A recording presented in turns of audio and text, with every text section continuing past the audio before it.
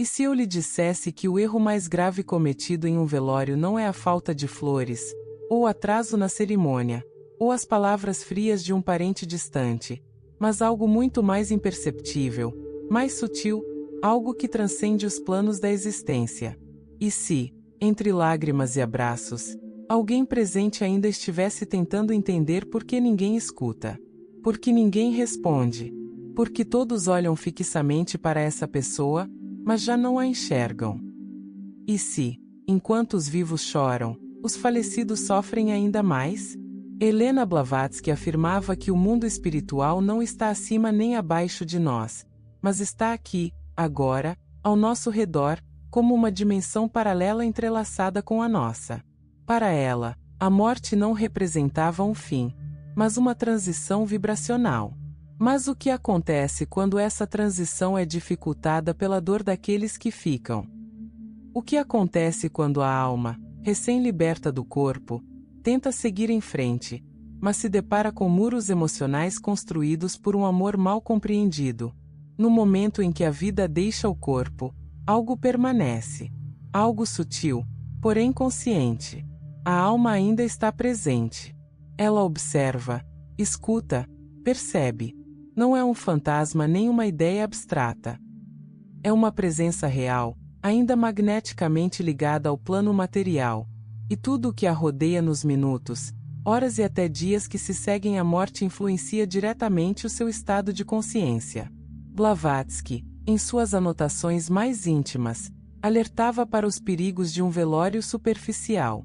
O que deveria ser um rito de passagem pode se transformar em uma armadilha vibracional, não por malícia, mas por ignorância espiritual, por não compreender o que realmente acontece quando um ser humano morre.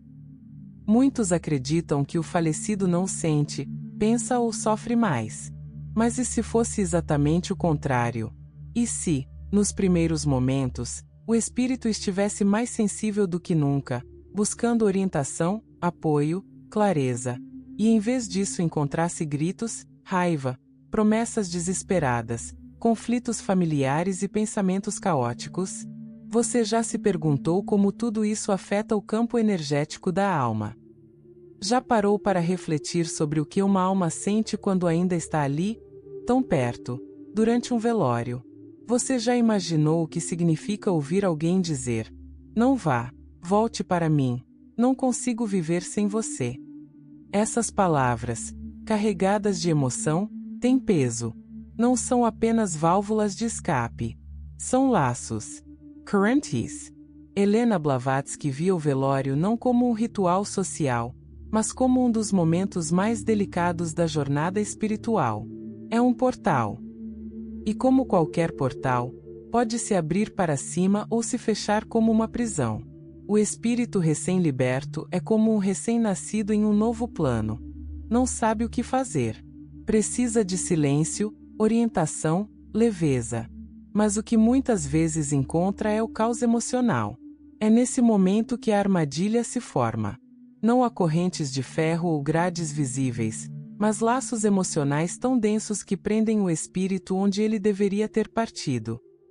Choramos por amor, mas o verdadeiro amor é permitir que o outro siga seu próprio caminho, mesmo quando esse caminho não inclui mais a nossa presença.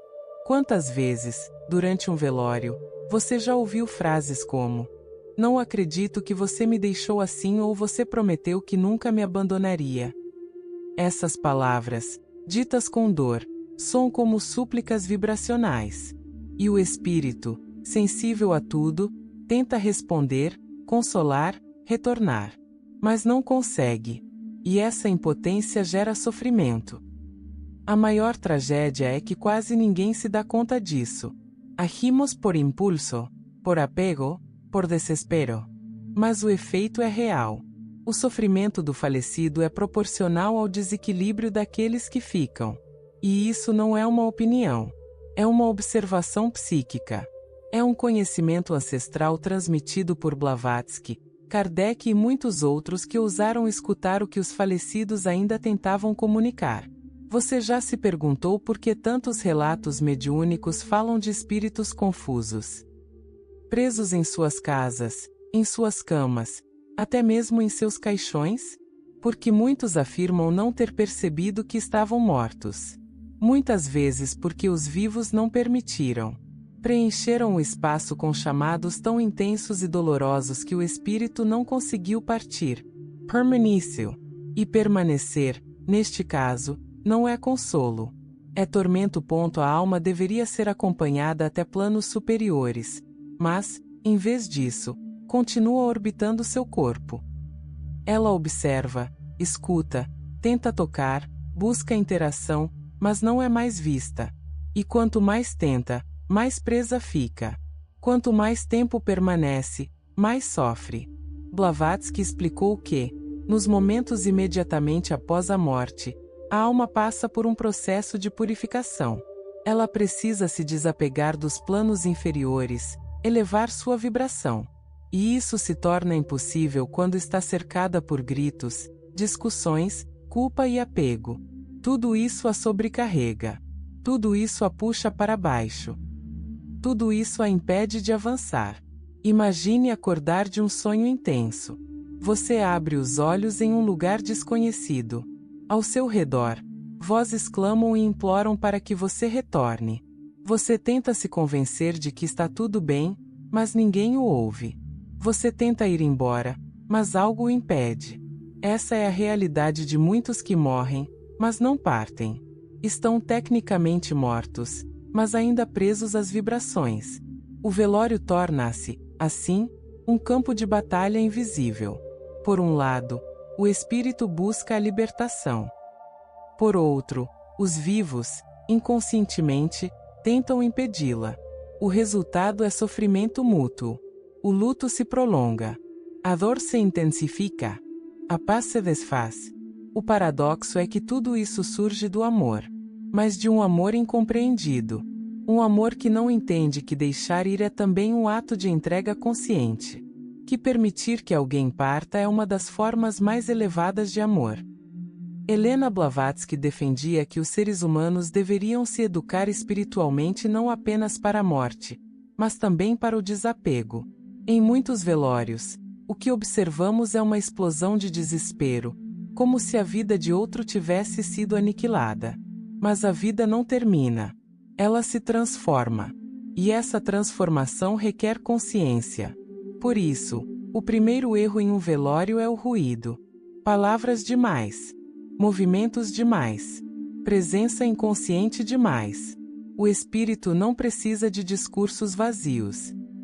Ele precisa de silêncio. De serenidade. Da sensação de que tudo está bem. Você já compareceu a um funeral e sentiu algo estranho no ar? Como se a atmosfera estivesse mais densa que o normal. Como se houvesse uma presença que não fosse meramente simbólica. Talvez você tenha sentido a alma ainda ali, observando, sofrendo, tentando compreender o que estava acontecendo. E talvez você tenha sentido isso porque sua intuição é mais sensível do que você imagina. Blavatsky não estava falando de teorias abstratas. Ela estava falando da experiência direta com o invisível. Seu alerta era claro. O espírito percebe, absorve, sente. Tudo o que fazemos, e até mesmo o que deixamos de fazer, se reflete em seu campo espiritual. É por isso que o velório deveria ser um espaço dedicado não ao desespero, mas à transição. Um lugar de honra e respeito. Um lugar onde o silêncio fala mais alto que as palavras. Onde as emoções são acolhidas, mas não podem explodir. Onde o espírito encontra um ambiente que o convida a partir, não a ficar. Mas a verdade é que quase ninguém faz isso. E é por isso que tantos espíritos vagam. Não por punição, mas porque não foram ajudados a partir. Porque os vivos, consumidos pela dor, esqueceram o que os mortos precisavam. Você está pronto para considerar tudo isso? Já pensou em como gostaria de ser lembrado? Quem estaria lá por você? O que diriam? Como se sentiriam? E já se perguntou se essas reações o ajudariam ou o aprisionariam? A maioria das pessoas não pensa nisso. Vivem como se a morte fosse um evento distante. E quando ela chega, reagem impulsivamente. Mas o conhecimento é a ponte entre o desespero e a libertação. Compreender o que acontece. Saber como agir. Ter consciência do invisível. Tudo isso muda a forma como nos despedimos. Quando a despedida é consciente, o espírito assente. Percebe que há amor, mas também sabedoria. Que há desejo, mas também liberdade. E com isso, pode seguir em frente com mais facilidade. Por isso Blavatsky insistia: o despertar é um campo vibracional. É um momento decisivo. Nosso comportamento pode abrir ou fechar as portas para o mundo espiritual. A alma precisa de paz para seguir em frente, mas essa paz não nasce do tempo. Nasce das escolhas, das palavras, dos pensamentos, das emoções. Cada detalhe conta. Cada gesto ressoa. Quando a morte bater à sua porta, ou a de alguém que você ama, lembre-se disto. Você pode ser o elo que liberta ou a corrente que prende. Você pode ser o sopro que sustenta ou o peso que arrasta. Você pode ser o silêncio que guia ou o ruído que confunde. A escolha é sempre sua. Mas o Espírito ouvirá. E talvez uma pergunta deva ecoar dentro de nós. Será que, sem percebermos, transformamos despedidas sagradas em prisões invisíveis? É possível aprender a amar, na vida, de uma forma que não aprisione, mas liberte? Porque talvez o verdadeiro despertar espiritual comece não com o nascimento, mas com o aprendizado. Deixar ir. Existe um silêncio que não consola. Um silêncio denso, repleto de gritos internos que ninguém ouve. Acontece nas casas após o velório. Quando as flores murcham. Quando o café esfria na sala de estar. Quando os parentes retornam às suas cidades e o som das cadeiras se dissipa. É nesse silêncio que o verdadeiro luto começa. E é ali que a armadilha mais invisível se forma. Para muitos, perder alguém não é apenas aceitar sua ausência. Significa tentar, de alguma forma, manter viva aquela presença. Conversar com a pessoa que não está mais lá. Dormir com suas roupas. Manter o telefone ligado ao lado da cama. Esperar um sinal. Mas o que ninguém diz é que tudo isso, se vivenciado inconscientemente, não traz consolo. Traz uma lealdade enérgica. Helena Blavatsky não via a morte como uma conclusão, mas como um desdobramento. Ela concebia a alma como um organismo senciente, ainda magneticamente ligado ao mundo material após o último suspiro. Segundo ela, quando alguém morre, o amor deveria se transformar em um impulso em direção à luz, não em uma corrente que traz o espírito de volta à densidade. Mas o que acontece quando o amor se funde com o apego? Quando por trás da dor reside o desejo de que o outro permaneça, mesmo que apenas em um sonho, um sinal, um pensamento recorrente. E se isso, em vez de trazer consolo, mantiver a alma em um estado de turbulência invisível? É difícil admitir, ainda mais quando o que sentimos é sincero. Mas existe uma sinceridade que vem da negação, de não aceitar que o outro se foi, de ansiar pelo seu retorno em vez da paz. Uma mulher de 54 anos que escreveu para o canal descreveu ter passado 2 anos após a morte do marido dormindo na mesma posição que ele, deixando seu lado da cama intocado, esperando que algo acontecesse. Durante esse tempo, ela sentiu calafrios frequentes, sonhos inquietos e uma constante sensação de peso no quarto. Somente depois de ouvir um ensinamento sobre os princípios espirituais de Blavatsky, ela compreendeu que o que estava fazendo não era homenagem, mas sim aprisionamento. E essa história é muito mais comum do que parece.